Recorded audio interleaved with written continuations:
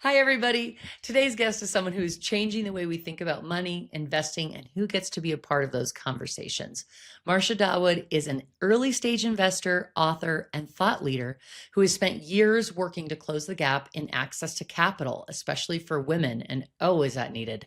She serves as chair of the Securities and Exchange Commission's Small Business Capital Formation Advisory Committee, say that 10 times fast, and has invested in more than 50 early stage companies and funds. She's also the author of the award-winning book, Do Good While Doing Well, and her newest book, Unapologetic Wealth, Rewrite Your Money Story from Any Beginning, challenges the way we think about money, risk, and what's actually possible for women when it comes to building wealth. Marcia's work is rooted in a powerful belief that women are not bad with money and they're not risk averse. They've just never been fully invited into the conversation. So, Marcia, I'm so excited to have you here. Welcome to the show. Thank you so much. Thanks for having me. Oh, I have been so excited to have this conversation because I just feel like there's just been a lot of energy around women-owned businesses. Obviously, it's my sweet spot. It's what it's not that series does, but there's just been a lot of energy lately around women's businesses, women investing, and I am so ready for this audience to hear what you have to say and to be exposed to what you're doing, and it's amazing. So let's dig in. I always start with the younger self. So I want people to know kind of who you were in the beginning. So before we get into investing in your book and everything you've built, I'd love to start here. Who were you growing up and what was younger Marcia like? Yeah.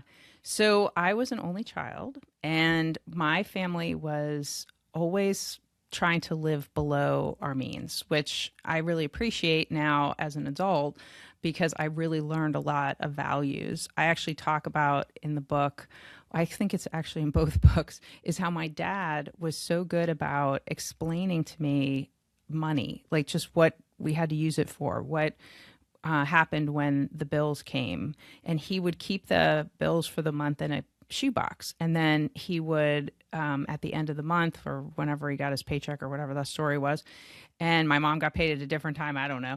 And he would sit me down and he'd say, hey, this is what we're using the money for. And this pays for our house and this pays for our car, things like that. And it was just like really eye opening that he had that thought, that forethought to say, hey, like, I'm going to teach you how to do this. And at one point while I was writing the books, I said, did you do this because I was a girl, or would you have done this like people were like, oh my gosh, well, if you were a girl, that was like really like he was really he was a pioneer, right? Basically. Right. And I asked him about it. And he said, no, I just did it because you were my child. And I wanted you to have a better experience with financial literacy. And so, that really did flow into my adult life. And I feel like I was in a better place because of that upbringing.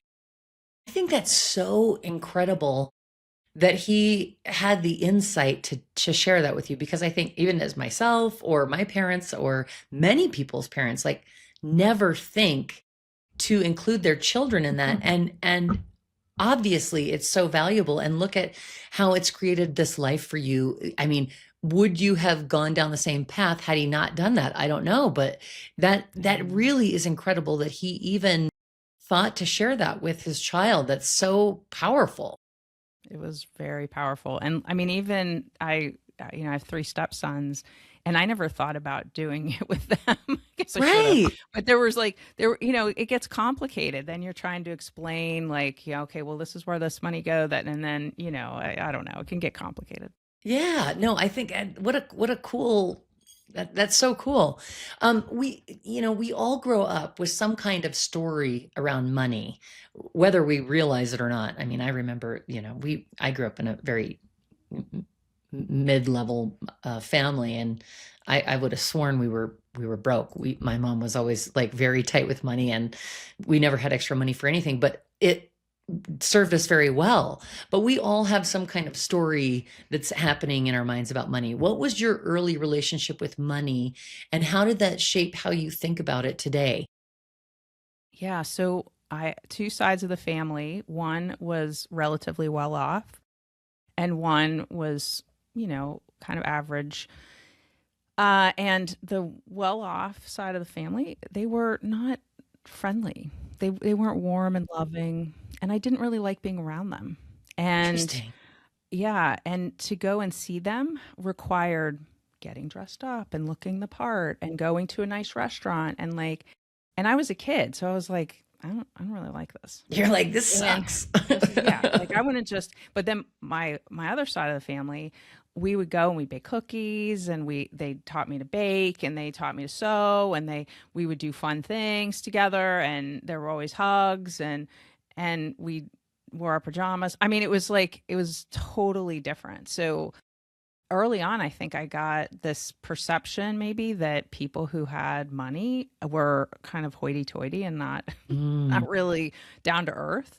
Mhm. And, I really had a huge appreciation for the side of the family that was all about family. Isn't that interesting? I think that's such a really for us as adults, like when you look back on that, it's so interesting in how we form opinions, and they probably were fine, but like, as a kid, you're like, I don't want to get dressed up. I don't want to be like, this is too Yeah. stiff, Like it's really interesting how we just looking back on our childhood and how things really make impressions on us. Yeah. I was You also a little bit chubby as a kid, and my grandmother hated that. And so oh, oh yeah, so she wanted to make sure that I knew where the gym was early on and knew what diets God. were like at a You're like, well, very young that'll age. definitely work. If I know where the Yeah. gym is, that's definitely going to solve everything. Right, right. Meanwhile, there really weren't a lot of gyms back then. But anyway, she was yeah, she was a little much. And so I quickly learned this like judgment thing. Well, I'm going to judge you based on whatever it is, how much money you have, how much money this person has or that person has, how much you weigh, how much you like. So that I quickly learned I don't like this. And, that's why I was gravitating so much to the other people. And my parents weren't like that either.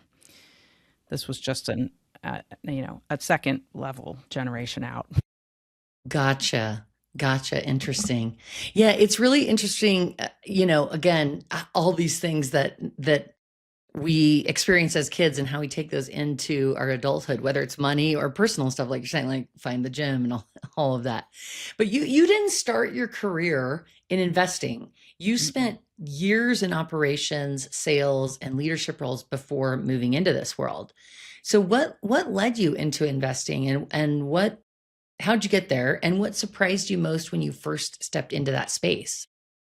Yeah, so in 2012, I was invited to an angel investing meeting and I thought, "Oh, cool. Like what is that? Like what the heck? I don't even know.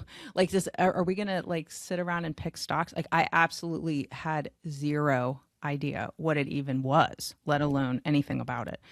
And I was living in Pittsburgh, Pennsylvania at the time, which is really not really the metropolis of, startup land. At least back then it was getting there. Now it's, I mean, amazing.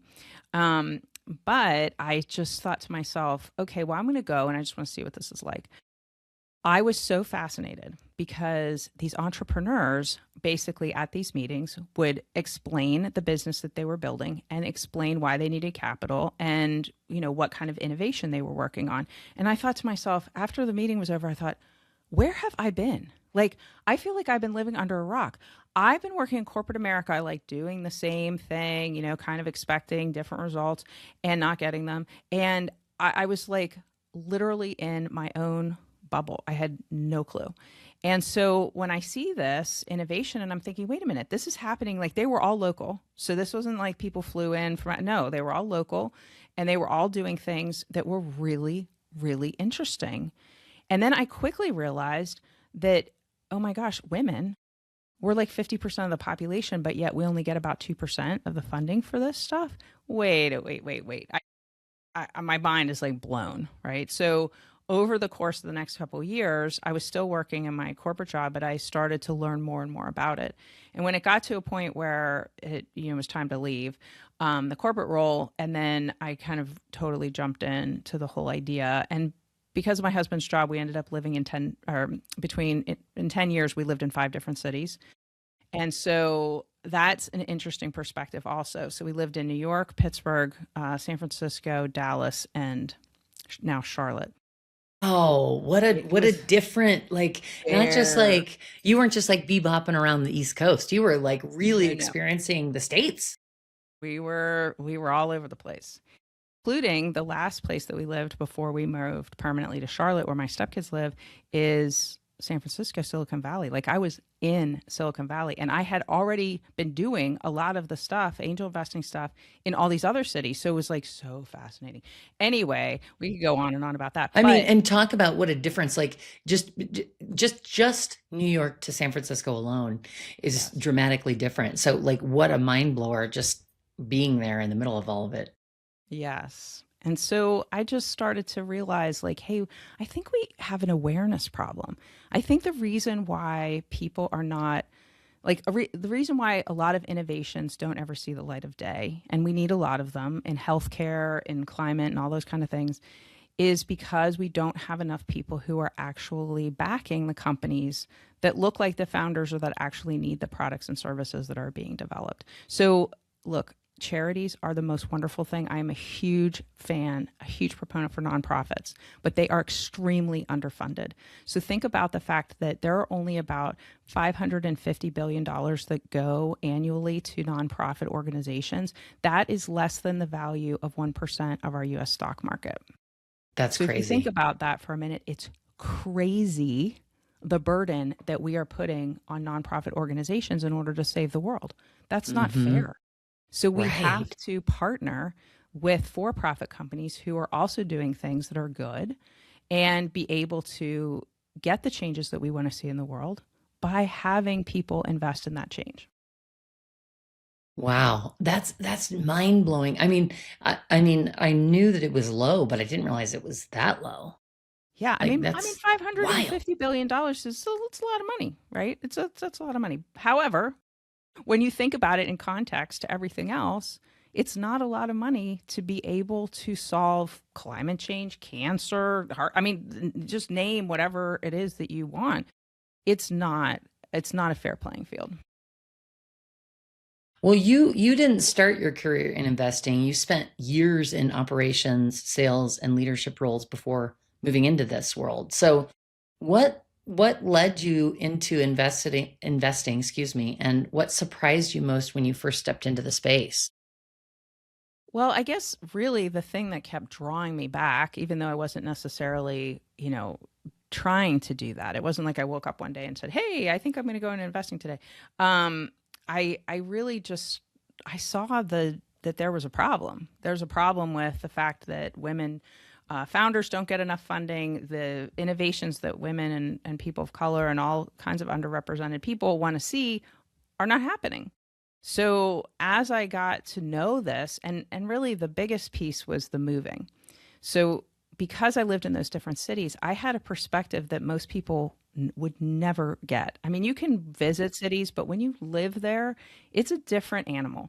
So that's why I was approached to be on the board of the Angel Capital Association, which is the national association here in the U.S. for angel investing. And then why I was asked to chair the board was because they were like, "You just have a different perspective. You've been seeing things in a different light." And then I think I just kept getting pulled back in because I thought, wait a minute, this really isn't hard. We could get more funding if we got more people, all people, to actually become investors. What is holding them back? So then I started asking people. I would just like, this is over years, like me talking to people and learning about it and doing all the things. And I was very, very curious about it when I first started to get involved. So I tried all the things that I would absolutely tell people, do not do this. Okay. Do not do the things that I did. That's why I wrote the first book. All the things in the first book, Do Good While Doing Well, is all about don't make the mistakes that I did. Because I was kind of like, oh, that looks cool. And like there's a thing that entrepreneurs have. They have like this amazing ability for people to fall in love with them because they are just so amazing. They're such amazing humans that are willing to do things that are really, really, really, really hard. But starting and scaling business is really, really hard.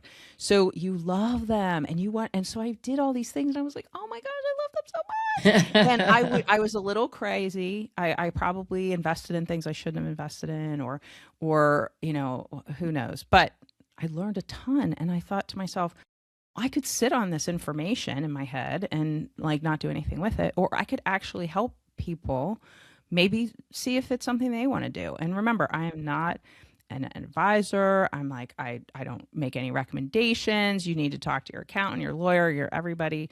But I thought, well, I don't really even think people know about this. Like Hmm. I don't think people even think to themselves, hey, you know what? I don't want to be an angel investor. They don't even know what it is. They would Right. never say, you would never hear somebody say that. Well, unless they actually did know it and then they decided, which is totally fine too. But people don't look at it and say, oh yeah, I definitely don't want to do that, because they've never even heard of it. They don't even know what it is. So I thought, okay, how can we like kind of demystify this? Because as I would talk to people, they'd be like, oh, that just seems overwhelming. I'd have to learn about it. I'd have to learn about the company. I'd have to learn all about the industry. But that's the beauty of angels. We collect in groups. We help each other. I certainly am not an expert in women's health, but yet I love to invest in women's health. And so that is something that we really, really, really desperately need more innovation in. Hmm. And Yeah. so you get with the people who know, and you form groups that you help, diligence companies and all those types of things. Anyway, that's what I explain in book one, because I just thought we have to start to get more people to really want to be a part of this. But the big part that I wasn't expecting, back to the rest of your original question, is I wasn't expecting the mindset, the money mindset, to be such a barrier. So Mm. with women especially, I would talk to them and I'd be like, hey, like I did the podcast. I have like almost 200 episodes. I've got, the book. I have a workbook with it. I've made it so easy. Like you can literally, like, so simple. You could just go to an entrepreneurial event in your town, and that's how you could get started. And it would cost you nothing. Like literally, it's like I try to simplify it down to that level. So, so, so easy. And then I had a lot of people tell me, I don't know. I just, like, it's so scary. Like, I don't even know where Yeah. my bank accounts are. I don't know. My husband does all the investing. My financial advisor does the or whatever their story was. And I thought, oh, okay, we have a much bigger problem here. We've got a problem with how and we all have a money story. We all have feelings around money. Most of them are way, way, way, way, way more emotionally charged than they need to be. Um, 100%. right. But we also need to be talking about it more. Guys do tend to, again, I'm generalizing here, so bear with me, but, guys do tend to talk about money, about investing, about their salaries, about their bonuses, that type of thing. As women, we don't talk about that. Even if we have the things to talk about, we're not talking about it because we kind of like, I don't want this. We're more emotional creatures, so we're not going to be like, well, I don't want to sound braggy, or I don't want to sound like I have too little or too much, or like, I mean, there's all these crazy things that we think about. So how do we change that? And I feel like that's kind of why I wrote Unapologetic Wealth, which is the prequel to Do Good While Doing Well, because we need to like let's take investing out of it, and let's just start thinking about how we're going to use our money to align with our values. Love that. And I also love that you're breaking down some of these, maybe taboo. And I use air quotes because they're not really taboo, but sometimes we make them taboo. And so they don't get talked about. And so you're just putting it out there and making it very easy to talk about and conversate about, where it doesn't feel so uncomfortable, where it doesn't feel so intimidating. And I think you're right. Women are typically more emotional creatures. And so, oh gosh, I don't want to hurt somebody's feelings, or I don't want to offend them, or I don't want to look braggy, or, like all the things that you just said.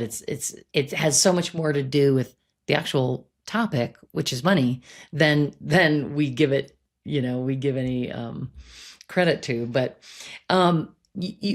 speaking of women, you've said something that really stands out in my mind, and And it's that women aren't bad with money. They just haven't been invited into the conversation. And so what do you mean by that? Because I love this so much. And I think you're talking about earlier, you're talking about, gosh, my husband does all this and that and the other. So tell me more about this. Yeah. So often, okay, when I decide that, hey, we've got a problem, money mindset, we got to think about writing that book now. Not, I never thought I would write one book, let alone two. So here we are. Anyway, so I started saying to people, hey, can you like tell me your money story? Does anybody have a money story they want to tell me? Oh my gosh, I was like bombarded with people who want to tell me their money story. It was fantastic. And over again, I kind of heard the same theme where people would tell me, well, I always thought I was bad with money. I thought I wasn't good with it. I'm not good with money. Women aren't good with money. And I kept like hearing that over and over again. And I thought to myself, wait a minute, like we're pretty smart women as a group, right? And we do really have a bit of a different way of thinking about how we go about things. And when I say things, I mean just about anything. Okay. And again, I'm generalizing here between women and men because we love men. This isn't a man problem and it isn't a woman problem. This is an everybody problem. But instinctually, we do have different ways of approaching things. Guys will like, their level of diligence at some point could be like they're texting each other, hey, I just found out about this deal. Do you want to go to this deal? Okay, bye. It's like that simple. Right. Women, we really do want to know things. We want to know we're not trying to be weird about it. We just want to know. Like we need to know more information before we can make a decision. It's just how our brains work. And so in some cases, if you say, oh, well, I'm not good with money, I think that women were actually thinking, oh, I'm not good with money because I don't have all the information, or I don't think I can be good with money. And that can be is like very important there because I don't know how to, and then you could fill in the blank. I don't know how to invest. I don't know how to open a brokerage account. I don't know how to do my 401k. I don't know about budgeting. I'm a terrible saver. You could just insert anything there. So I think when we start talking about this and we say to women, hey, guess what? You are good with money. You just haven't been invited into the conversation enough to really have a comfort level or a feeling of like, yes, I can do this. And you know what? This is the thing I like, and I might want to do that. And this is the thing I don't like, and I don't think I want to do that. Because no matter what you're doing with your money, it is going to be different for a lot of people. Some people would be comfortable with, very risky investments. Some people are not. Some people, so that it all ebbs and flows. But what I worry about is that if women aren't given the opportunity, then they aren't given the opportunity to actually build wealth. And building wealth doesn't mean that you become like a mega bazillionaire. This is just like, how can you build so that you have enough money to retire, so that you can go on the vacation, so that you can send your kids to college? All of these things are things that every single person, no matter what their income level is going to think about. And how do we get people to think about it in a way that they can be comfortable to say, I'm making the decisions that I know align with what I want to build. Yeah, another thing that you said was, or say, is that women aren't risk averse, and I think this is a perfect segue for what you were just talking about. That they're not risk averse, they're risk unpracticed. So how does that shift the way we think about investing and decision making? When do we practice? Like, how do we dip our toe in? Right. So when you think about risk averse, it goes back to what we just were talking about. Can you get enough information so that you can feel comfortable to make the decision? I think that's why women get labeled risk averse a lot of the time, because they just simply don't have the information. So they don't want to make a decision. It's not like they can't make a decision. They just need more information. And that's fine.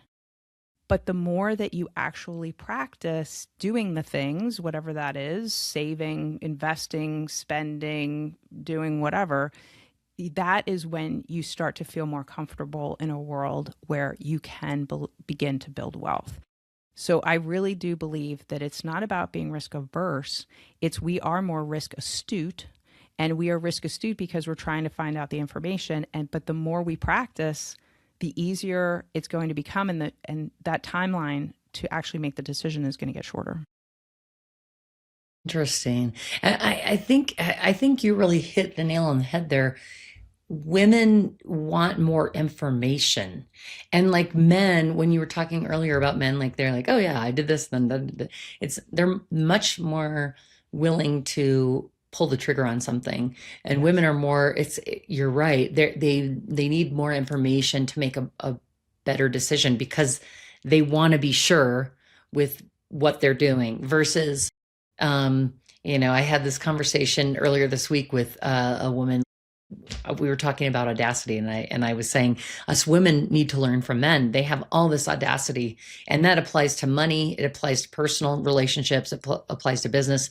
They just have the audacity. It's like natural in them. And we as women need to have more audacity when it comes to our finances, our personal relationships, our corporate jobs.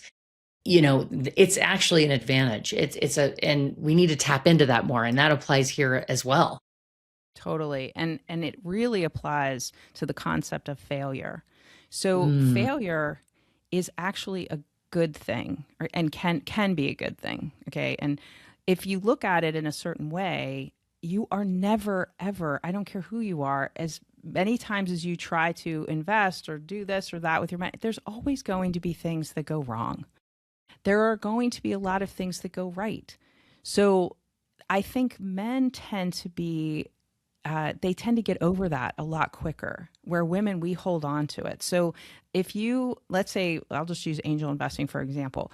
We talk all the time, and I have a whole chapter about it in the book, Do Good While Doing Well, about diversification. And you'll even hear it, on CNBC when they talk about invest. I mean, everything's about diversification because you don't want to put all your eggs in one basket, and you don't want to necessarily, you want to spread out, And again, with angel investing, you really do not want to invest more than probably at tops 5% of your investable assets into a risky asset class like private investing or angel investing. So when we're talking about diversification, we're talking about lots and lots of things that you would have in your portfolio. Well, all of those investments are not going to pan out no matter how good. I mean, you can look at the statistics from like best venture capital firms, the best private equity firms in the country, and they are going to have failures. That's part of the job. It's just part of life.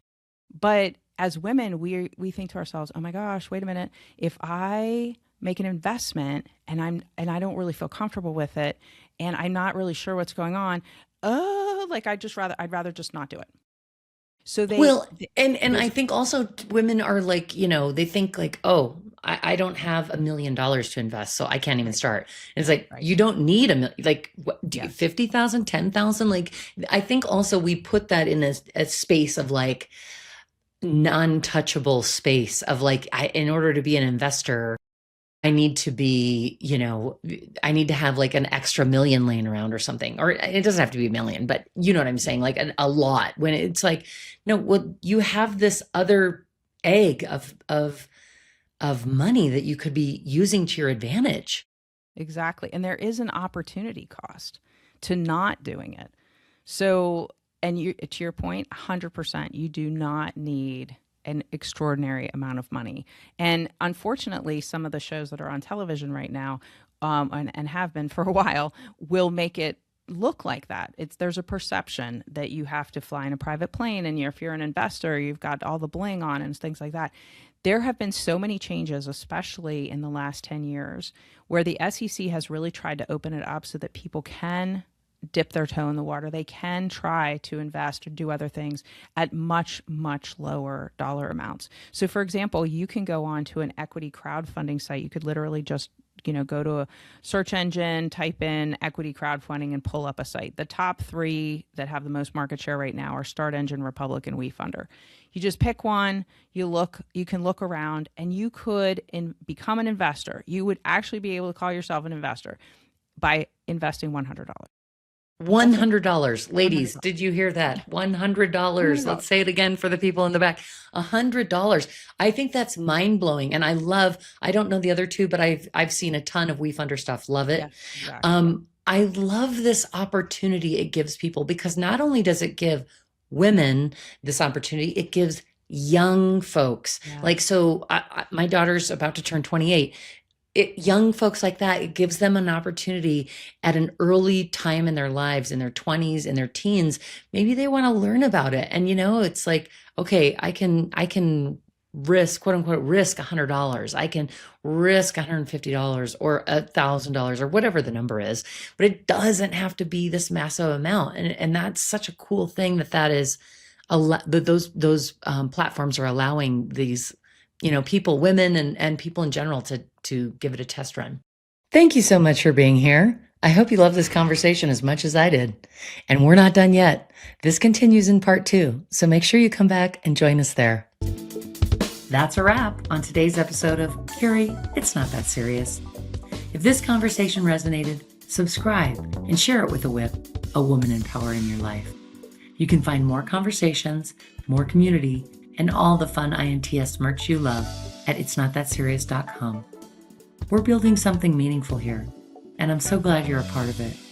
Until next time, remember, it's not that serious.